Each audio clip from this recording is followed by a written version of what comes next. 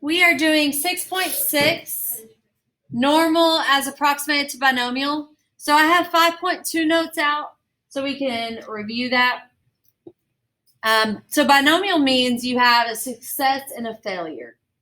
So it doesn't actually mean what you would call success. It just means what are you actually looking for.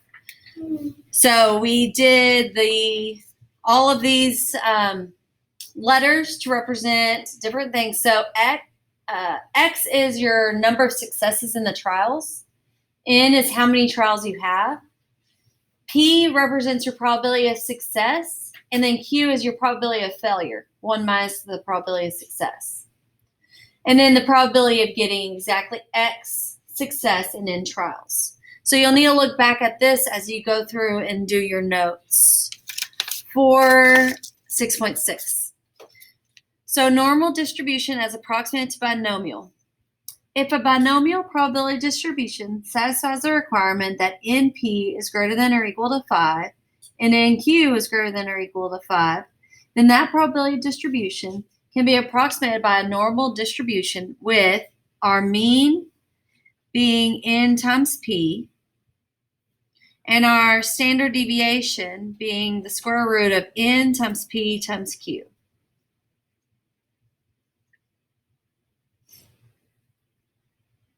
So just a little note, look back at 5.2 if needed.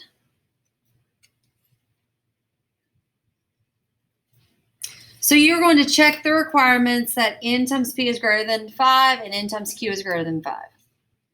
Then identify the parameter by calculating your mean and standard deviation. Identify the discrete value X and change the discrete value X by replacing it with an interval. So this is something that is different than whenever we approximate normal with other probability distributions. The binomial one, instead of X just being one number X, we put it as an interval. So X minus 0.2 and X plus 0.5, sorry. So you're going to want to use this whenever you are talking about what X is. How many successes or how many trials, number of successes in the trial. It'll be as an interval rather than just a specific number. Then you'll draw the normal curve and you'll identify the mean, the standard deviation, whatever that is. This would be X plus standard deviation. And then you would do your X value as X minus 0.5 and X plus 0.5. So instead of it being a number, you are going to specify it as this interval where this one is X minus 0.5 and this one would be X plus 0.5. So we're talking about X, the number of successes in our trials. And it's going to be number of successes as an interval.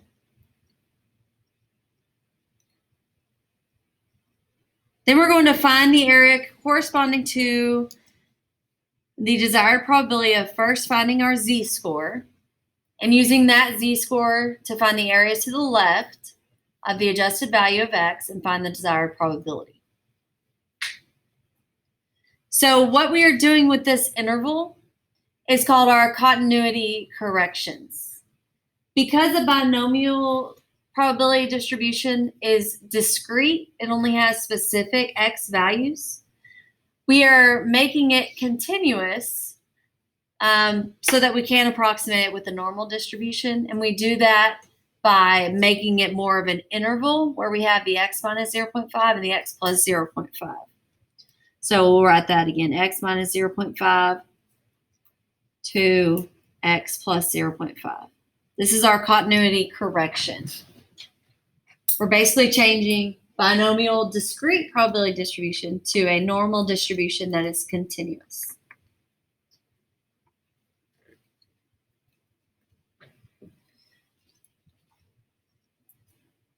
When using the normal distribution as an approximation to the binomial distribution, always use our continuity correction. So just remember to find your x value interval. And then identify the discrete whole number x that is relevant to the binomial probability problem. Then figure out if you want at least, more than, or fewer than. And we're going to have those pictures of what that normal distribution curve will look like. Then draw the normal distribution centered about the mean.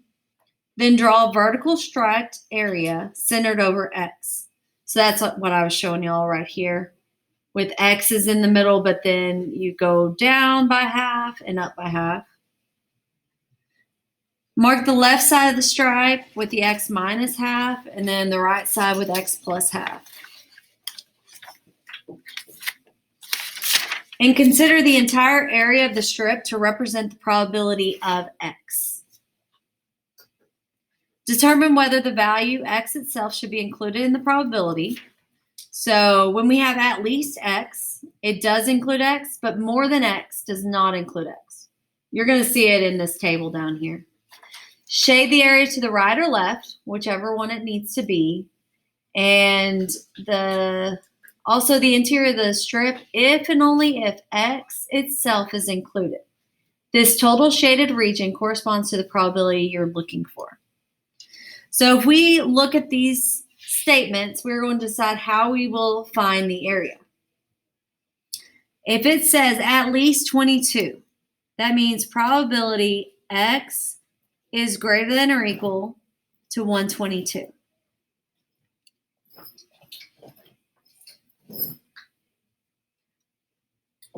So we are going to start at the lower than. This is the x, because if we do our interval, we do 122 minus half to 122 plus a half.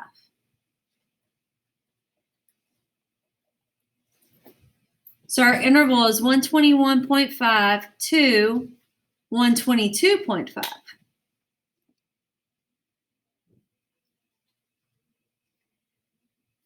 And then we want to know how we are going to find that area. Which way are we going to shade?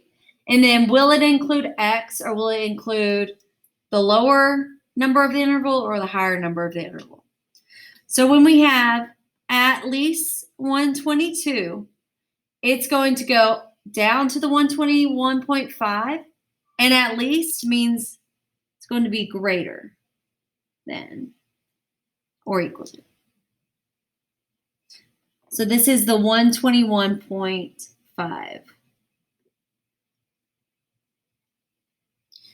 More than 122, probability that x is greater than 122, it is not going to include the 122, the 122.5, or the 121.5. It is going to be greater than the 122.5.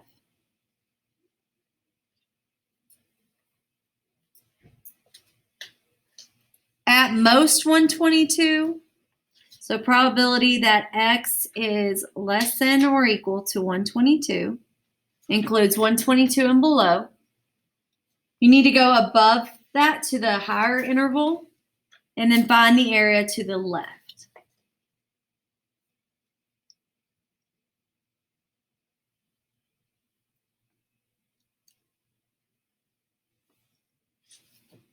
Fewer than 122, it does not include the 122.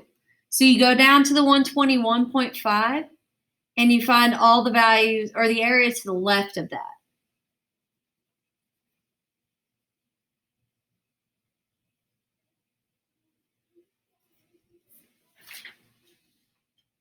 And then exactly 122, since this is a binomial distribution, it's actually going to be the stripe of the interval itself, from 121.5 to 122.5.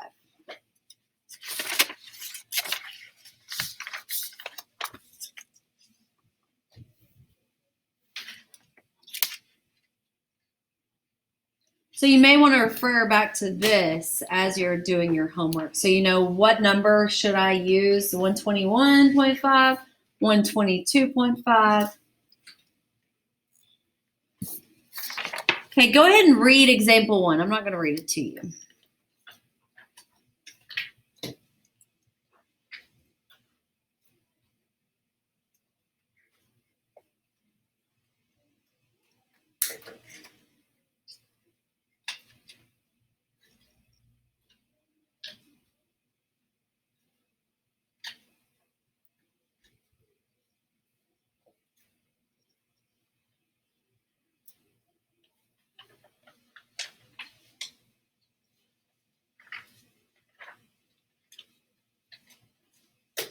Okay, let's write down what we know. N is our total number of trials. We have 213 seats. That is our N. What are the two categories and what are the two categories? Male or female? Which one are we going to call P? Which one are we testing? We're testing the men. So that's going to be our P value, which is, it says, find the probability, assuming that passengers are booked randomly and they're equally likely. So the probability is 0.5. So then the probability for female would also be 0.5.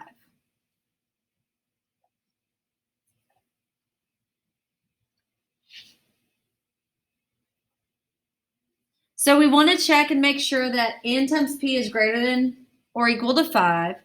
So N is 213 times 0.5. Basically, we're finding half of that. If they're equally likely, it's half. So 106.5. And then the Q would also be 213 times a half, 106.5. So this shows us that we can use the normal distribution because N times P and N times Q is greater than or equal to 5. So we were able to check that. So now we'll go ahead and find all of our, find our mean and our standard deviation. So mean is N times P, which we already found, 106.5. And then our standard deviation is going to be 213 times 0.5 times 0.5.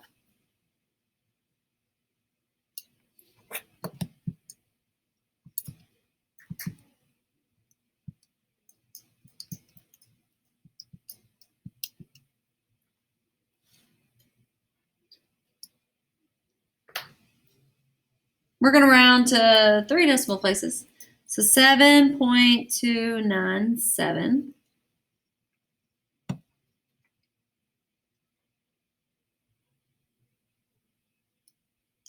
And it's asking for the probability that at least 122 men.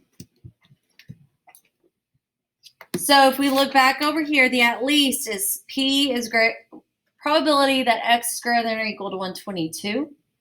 So that's going to include our continuity correction of 121.5 and everything to the right of it. Probability that X is at least greater than or equal to 122. We need to draw what this normal distribution looks like. Our mean goes in the middle, the 106.5.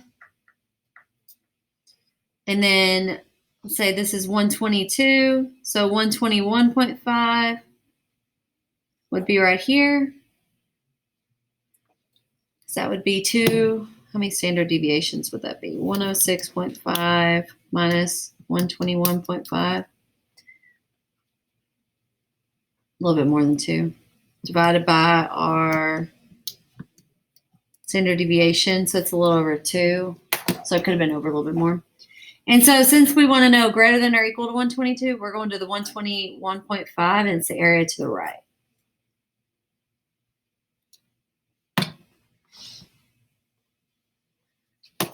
Then find the z-score.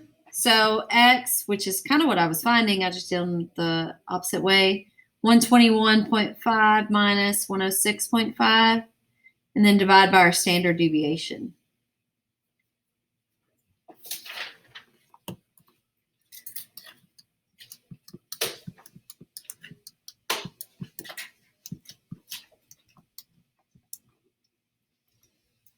.06.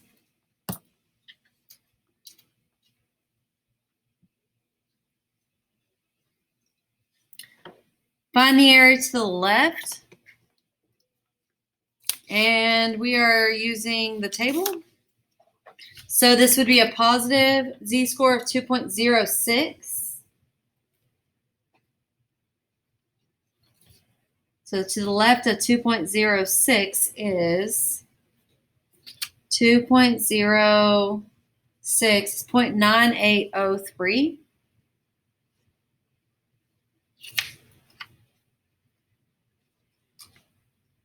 Would I do, yeah, that would be all right. 0.9803.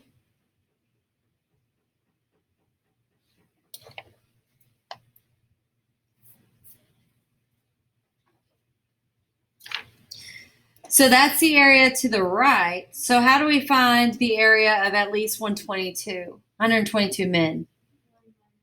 Yeah. So we do 1 minus 0.9803, 0.0197. So that's a pretty low probability. It's really close to 0. So adjustments to the aircraft loading will not have to be made. It's not significant. So since it's not significant, we don't have to do any kind of adjustments to that airplane.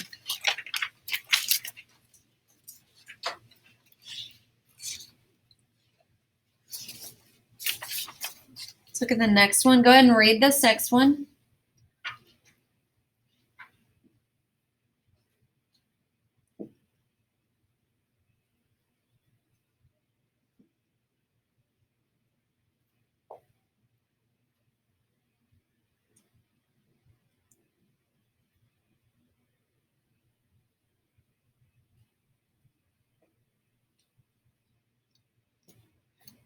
So they've given us N, 431 games. They've given us P, probability of success. What are we saying our probability of success is? What does success represent? Yeah, a win. So this would be win, because it says they're equally likely. So our loss would be the same. So 431 times half, which they've given us that, right? So we can expect 215.5 wins. That's what we would expect. So 215.5. And so N times Q would be the same. So we verified that we could do that using normal distribution. Okay, so let's find our N times P, which we already did, 215.5. And then our standard deviation, square root of N, 431, times 0.5 times 0.5. 10.38.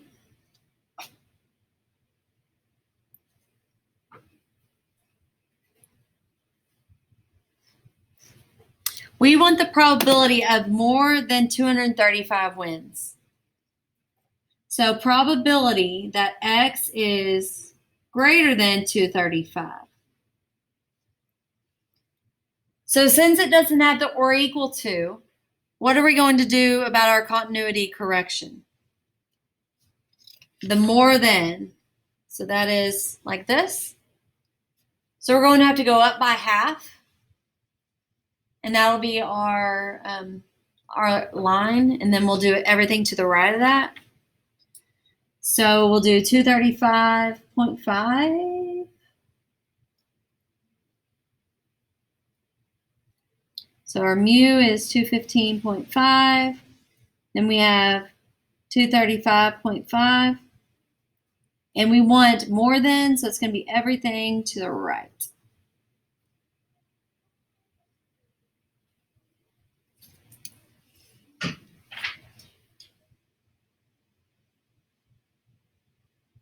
So we want the area representing the region bound by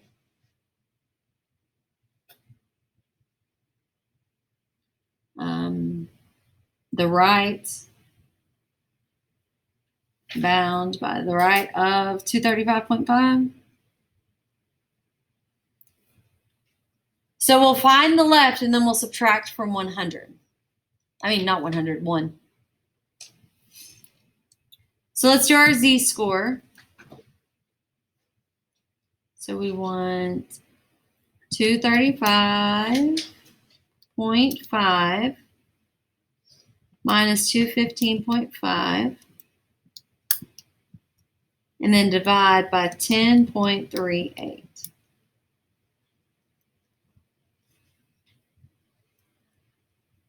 So when we round, it'd be 1.93. So we'll find the area to the left of the 1.93.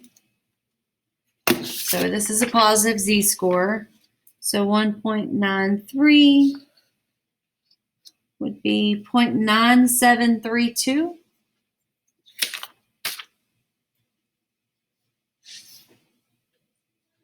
.9732.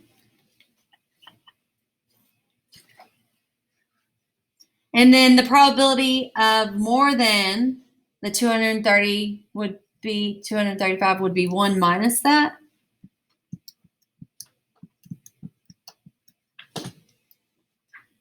.0268. So having more than the 235 wins is 0.0268. Do you remember how to do this in the calculator as you're going through this? It's a normal PDF. No, normal CDF, because we want it continuous, because we have changed it from a binomial to a continuous normal.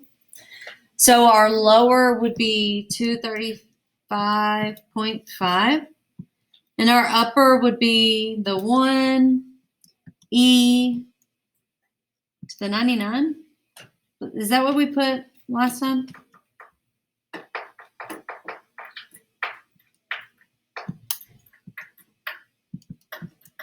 And then mu on this one is 215.5, and our standard deviation 10.38.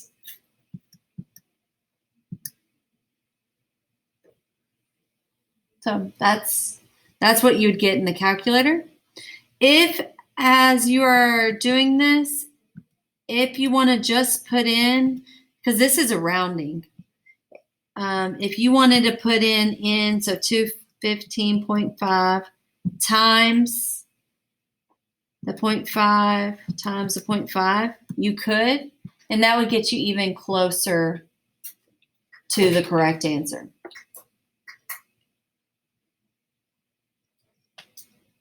That looks different though. N times P. N times P times Q. Oh, N. What is N? 413. 431.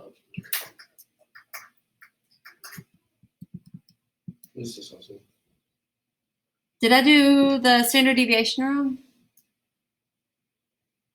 No? I don't know. Why is that the...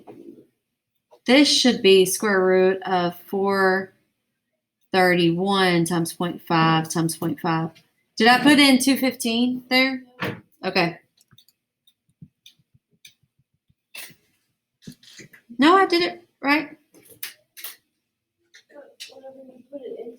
Oh, whenever I put it into here? Okay, okay.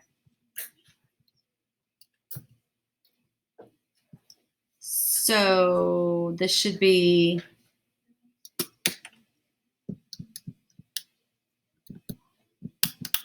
and then this would be 1 e to the Why 99. is that number? Huh? Why is that number? It's like infinity, right? Oh, Because it get close to infinity. That's why. It's a really big number. Because if you move your decimal over 99 spaces, think about how big of a number that is. So it's kind of like going to infinity. Okay, this was right. I don't know why. I got nervous. Okay, so the mu is 215.5. So I put this one in wrong. 431 times 0.5 times 0.5. Okay, there we go. Which that's really close to this other one that I did right. So using 10.38 would have been fine. Okay. All right, we are not going to do the next example. Let's look at this real quick though. Calculation errors.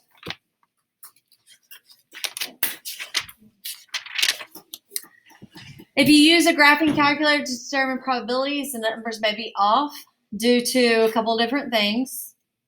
And then the use of the table forces us to find one of the limited number of table values.